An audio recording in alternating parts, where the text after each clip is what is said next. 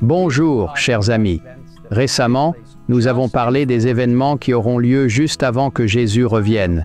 Ce temps de détresse sera très difficile, mais nous avons l'assurance que Dieu ne nous abandonnera jamais.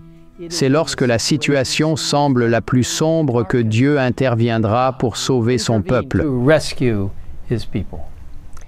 Nous lisons dans la tragédie des siècles qu'à l'heure où le peuple de Dieu sera privé de la protection des lois humaines, il se produira simultanément dans différents pays un mouvement en vue de l'extirpation. Le peuple de Dieu, en partie enfermé derrière des barreaux de prison et en partie errant dans les forêts et les montagnes, supplie encore Dieu de lui accorder sa protection, alors que des hommes armés, poussés par des légions de mauvais anges, sont prêts pour leur œuvre de mort. C'est à l'heure la plus critique que le Dieu d'Israël interviendra pour délivrer ses élus.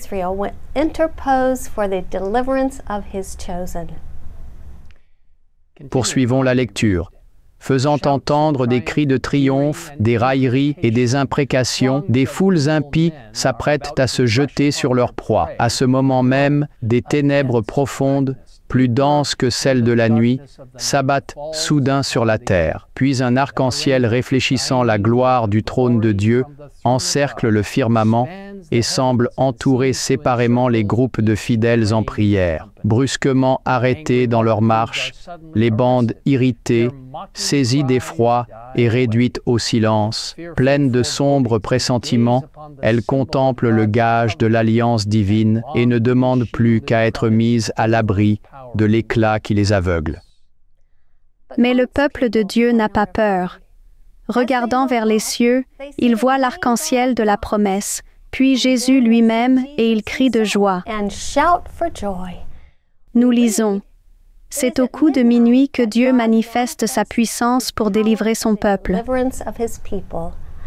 Le soleil paraît dans tout son éclat. Des signes et des prodiges se suivent en succession rapide.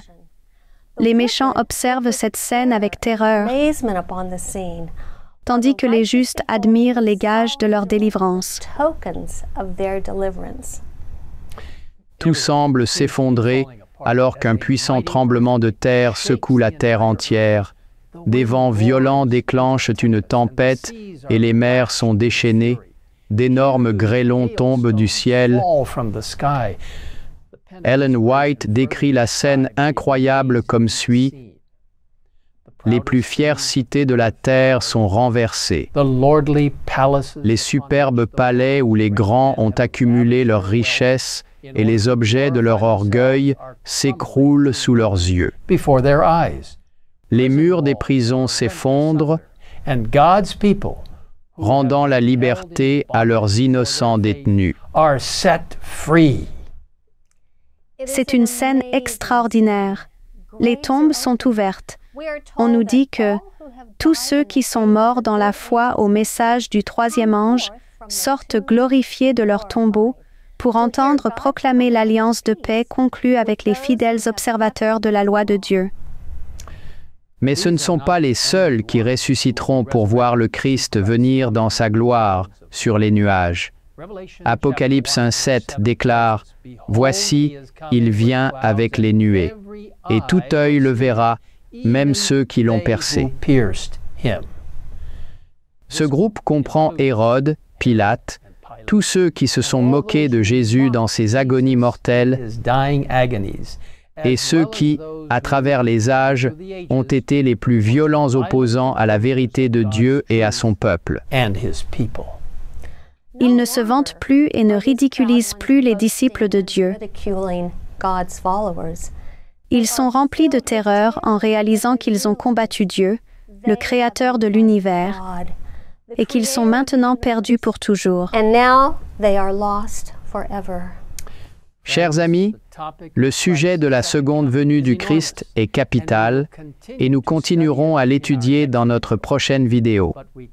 Mais nous ne pouvons pas terminer ce message aujourd'hui sans prendre conscience que Jésus vient bientôt. Nous sommes vraiment à l'aube de l'éternité.